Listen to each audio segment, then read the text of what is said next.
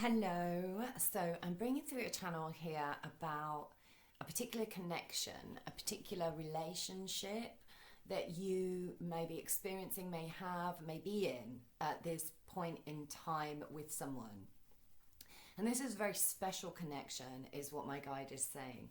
But it feels like Crow wants to talk a little bit about past life frequency. He's saying that there's multiple past lives spent with each other in different circumstances. But in particular, there's a kind of trend that has been present through a number of your past life interactions. And he's saying service. So one of you might well have been in service to the other. And this could be you worked for them. So you could have been like, I don't know, like a butler or a maid or something. He's given me the example. He's given me an example of Lancelot and Guinevere and Arthur. He says it's a bit more complicated, this dynamic. Okay. So Guinevere married Arthur, and he's saying, so he's using this and he's saying, so in a past situation, one of you was married, but it was like an arranged marriage is the feeling. There's an arrangement because Guinevere married Arthur, he was the king of the realm, so her duty was to be a decent queen and to be loyal to Arthur for the sake of the realm. So there were broader implications to that relationship. And it was also affected and impacted by class, by position in society. And then Lancelot was a knight of the realm, so he also worked for Arthur and Guinevere. But then everything went amiss because he fell in love with Guinevere and Guinevere fell in love with him, and it was a powerful, what you might call twin flame connection, because that's never straightforward, is it? God, never straightforward. So, and that story did not end well, right? It almost brought the realm to its knees, that one love relationship, because of the repercussions of that love, of that situation. Crow is saying, it's a good example to use because it's different this time around, because the blocks are being removed from you not being able to be together or be with somebody that you're connected to. However, there are shadows of this former energy. So, he's saying, if you look at the Arthur and Guinevere thing, back in the medieval period, and I don't know whether a medieval lifetime has something to do with this, which is why he's kind of pointing to this particular era.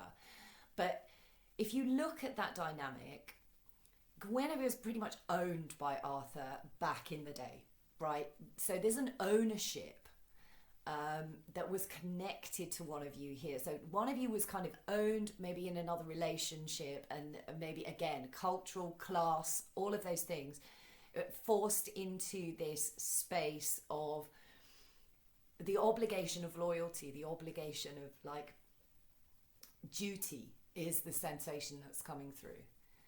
And then you get Lancelot, who is also obligated to a dutiful space. He's a knight of the realm, and for some reason, like, the knight energy is showing up as really significant here. And Crow's saying, there's some kind of heraldic energy, and also codes of conduct. There's codes of conduct that are associated with knights, although I very much disbelieve that was actually upheld back in the day. Very rarely. Give people power and they tend to abuse it, right? But I feel like in this case, he's saying, things like honor and dignity, and those things are very significant, very important. So there may be some, in a couple of these lifetimes, the inability to articulate the amount of love or the connective space that was between you and another person. And he's saying the shadows of this may show themselves in this lifetime as well, because it's challenging. Because I think that Lancelot only sort of caved in when Guinevere was in trouble.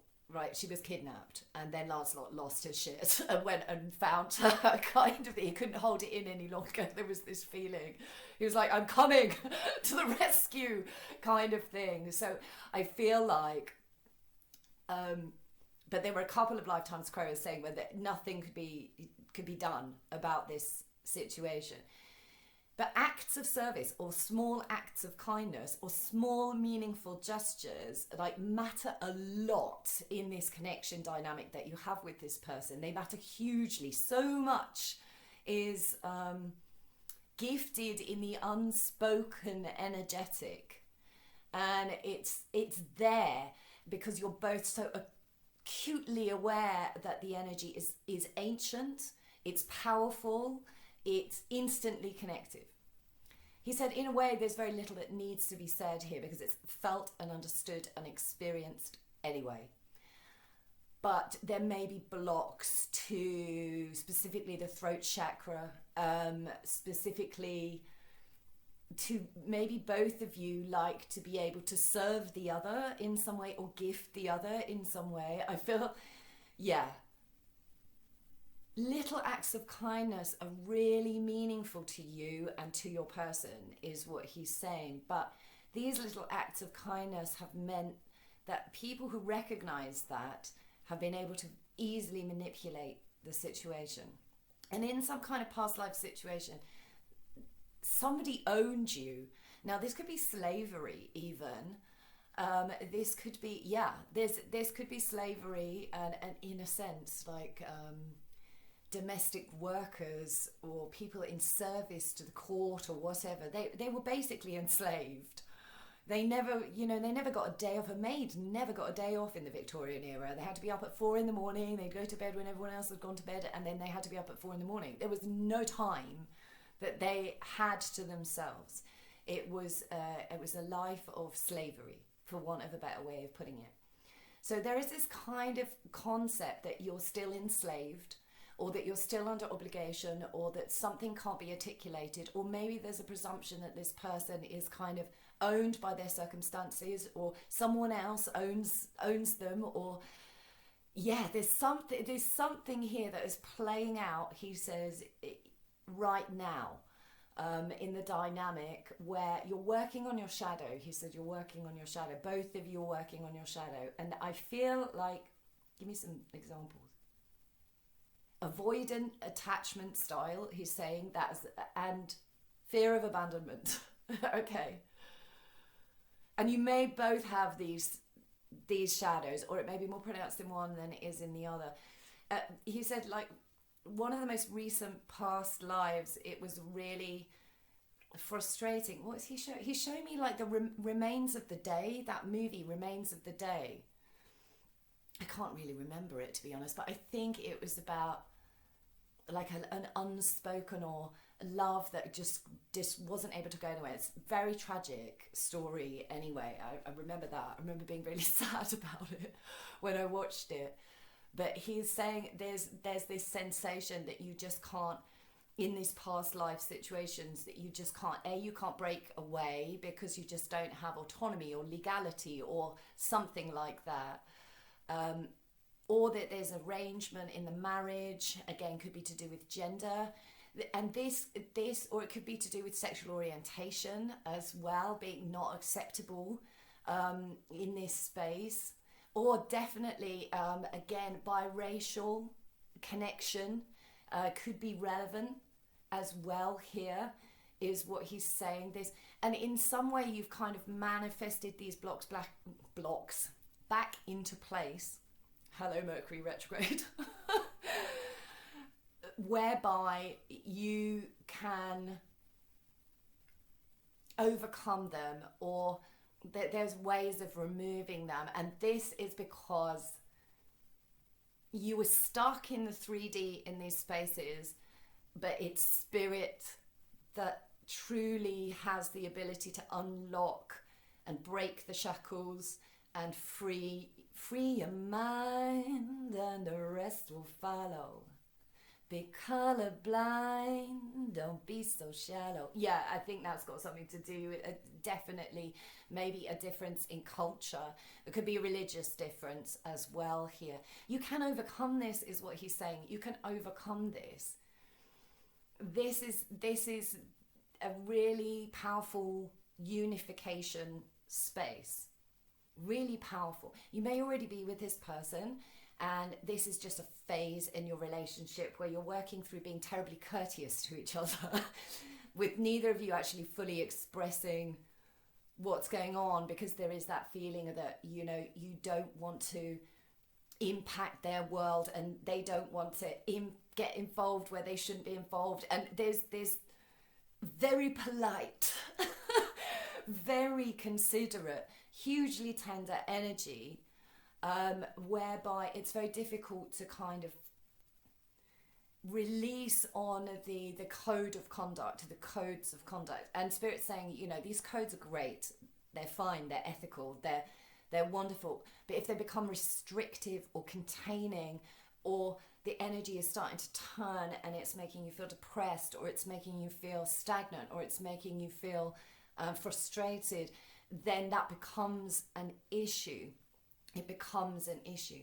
So maybe you have this lovely relationship, but you need to continually work on expressing the vulnerability or the heart space, or and also to not give a flying monkeys about society and what society thinks and how society is going to judge you, because at the end of the day, you've got each other. That's the feeling. At the end of the day, you've got each other. It doesn't matter.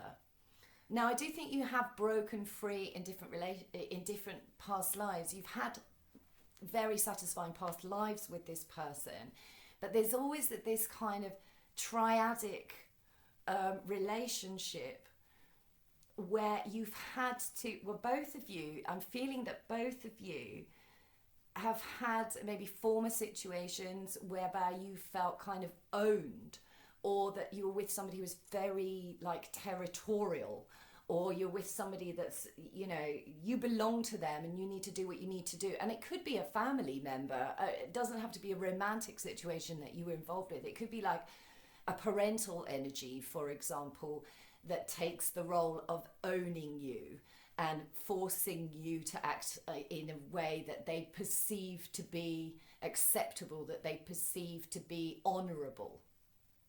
So you're reworking your concept of honour and duty and responsibility.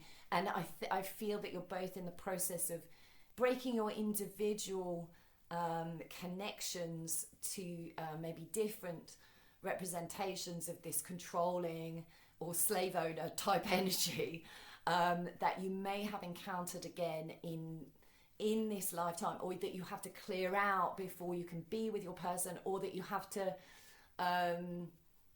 work through with your person. And again, I'm feeling like family could be significant for some of you. It's or your job or your work, or it's someone in a position of power, or somebody and they're kind of born into it, or they're kind of it's just part of their nature. It's the way that they show up. It's part of the karmic energy of what you've got to clear, and you have to fully clear it. It has to be like fully cleared out, and you're being asked to face the fear of abandonment. You're being asked to face the fear of like expressing the emotional energy in order to access and unlock that enormous strength, because there's some kind of enormous power to your connection. It's huge, the power that's unlocked when the two of you connect in every lifetime, even if it's brief. It unlocks something, and all of those like past life memories or past life fears or past life spaces, or they come flooding in. And it may not be that you consciously remember these past lives, but there's this recognition. It's instantaneous. Like my guide is saying, it's like instantaneous. It can't be disguised. It just exists. It's always existed between the two of you. So you recognize this, and therefore all of this other stuff is unleashed as well as negative things, because so the spiritual forces in the light arena, in the connected to divine, really celebrate this connection that you have, because together the power of your energy is phenomenal. But this brings forth really negative aspects in other people, and whenever you're connected, even on your own, even without this other person, you, when you connect with your spiritual space, trigger the hell out of people in proximity to you who are desperate to keep you in your box. Desperate to keep you in your box. Yeah. Such a weird one. But acts of service, little acts of kindness, little acts of love.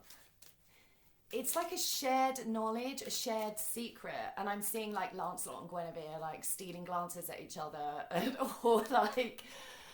And Spirit is saying, you know, in a connection with somebody like this, even if you have a conflict, if you like literally bring them a cup of tea and a biscuit, almost everything is forgiven instantly. It's like, you might benefit from this knowledge. That's what he's saying. Because there's so much implied in that small act of kindness, that it's almost impossible for this person to stay annoyed with you, or it's almost impossible for them not to see or be reminded of who you really are. It's the feeling. Yeah, it's so cute. This is so cute. Acts of service may be your love language here. It doesn't have to be, but I feel like it's very important. And even if there is cultural difference, and one of you's got money and the other doesn't, or one of you's got higher status and the other doesn't, or you're going to see, or again with the like religious differences or whatever, it's less of a block. It's far less of a block. Judgment has come up. For me, this is the recognition of a powerful soul connection with the, you know, the blaring energy of the Judgment card, the trumpets in the sky, the, you know, recognizing. And it's also about resurrection. It's also about resurgence of energy that may have lain dormant for some time. And so it is an awakening card for sure, for sure. Yeah, what have we got at the bottom? Ace of Cups. So cute. This is love. This is the real deal, is what my guide is saying. It's the real deal. And it's just lovely. It's just lovely. But, okay, he's getting me to go back to Lancelot and Guinevere. He's saying you can't act on the impulse force of the power of the connection, the dynamism of the connection. If Lancelot and Guinevere had just been able to wait, Spirit would have cleared away the obstacles, because Arthur was destined to die young. And although that sounds really horrendous, it's not. There was a way, there was a road where circumstances would allow the freeing up of this energy in order for these two lovers to be together. But you can't act impulsively with this person, and they can't act impulsively with you, because it could cause a huge amount of damage.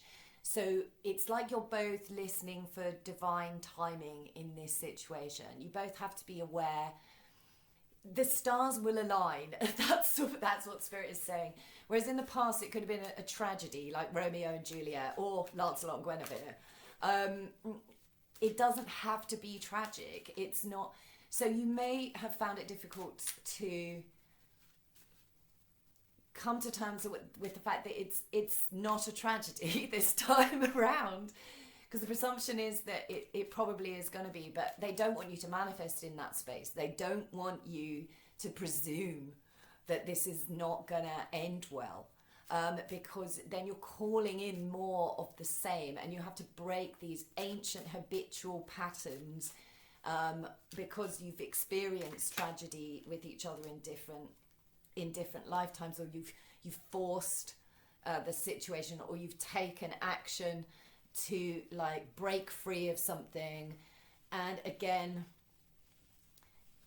all Spirit is asking you to do is break free from your former mindsets. Yeah, the Six of Cups came out. There's this strong soulmate energy.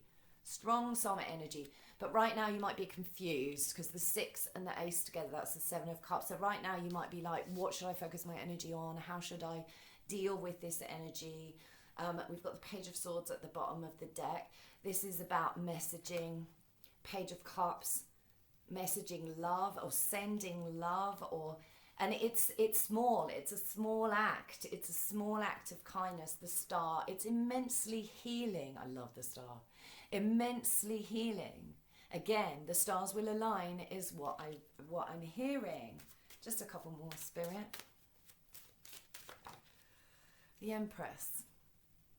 So this has got divine counterpart energy written all over it, and Justice at the bottom of the deck. It's clearing the karma. It's how to be fair, how to be balanced, how to be how to give and take. So one of you might have a problem with like receiving and the other might have a problem. No, actually, I don't think either of you have got a problem with giving energy, but both of you might have a problem with receiving the energy. It's quite interesting. You both feel like you should be in service to the other is the sensation. And again, with that sort of heraldic courtesy in that energy. It's fallen out. 9 of Swords. I'm feeling, don't worry about this. Don't worry about this. Good times are going to come. The Queen of Cups, the 3 of Cups at the bottom of the deck. There's a lot of emotional content here. If you're in your head about this, like, don't be. Spirit really wants to reassure you. Even if there's some kind of gap or separation or issue in your communication at the moment, a Spirit doesn't want you to worry. It doesn't. They're like, you know, you were destined to meet each other, destined to find each other again. But again, you wouldn't find each other until you cleared a sizable chunk of karma from previous lifetimes, which maybe they weren't involved in, or lifetimes which they were involved in. You had to get rid of this domineering energy. You had to get rid of the somebody feeling that they own you, or they have a right to you, or they have a right to your acts of service, or a right to your compassion, or any of those things. Yeah, you're working on it. You're both working on it. You're both working on heartbreaks. And again, with the third party sort of vibe, there's 2 3s. A heartbreaking situation for Arthur and Guinevere, because they both loved Arthur in different ways. They both felt a sense of duty. So, yeah, what do I say? The Lovers. The Lovers. Don't feel dismayed. Don't feel betrayed. I feel like maybe you have been betrayed in the past. Just be clear about it. Be clear cut about it. Queen of Swords at the bottom of the deck. Be very ethical. But she is the card of communication. So this is about learning to communicate your boundaries as well, because she's really good at like putting the line in the sand and going, you shall not pass at this stage. So the 10 of Swords here, you could feel upset or betrayed, or again, try not to go into that energy. Try not to dwell on it. Heal what needs to be healed, because there's a higher destiny at play here. She's come out again. Be bold and be clear cut and be single-minded and be focused and be in your authentic truth, and defend what is sacred to you. So you don't have to share everything with everyone when you get the 7 of Wands. There's everyone wants a piece of your business, or maybe you've got options, but there's something very sacred that you are guarding. There's that one wand that he's like, no, this is mine. This is the one I want, or this is the energy that is special to me. And none of you have this. And this is your personal light as well. This is hold on to the illumination. This is the sacred sanctum. And this person is guarding the sanctum. Okay? So try not to be defensive as well. Try to let your guard down with this person. You don't have to take action. Just don't be energetically defended from them. You don't need to be. You don't need to be. It's a fear. It's a fear that relates to these past life hits. Temperance. So Spirit is with you. Spirit is guiding. Spirit's got this. It's heaven sent. It's illuminating. It's gentle energy. It's like keep it balanced. Keep it balanced. 2 of Cups underneath. Beautiful. Beautiful soul connection energy. That's lovely. And I'm going to leave it there. Thanks for listening, guys. I really hope it resonated. Bye.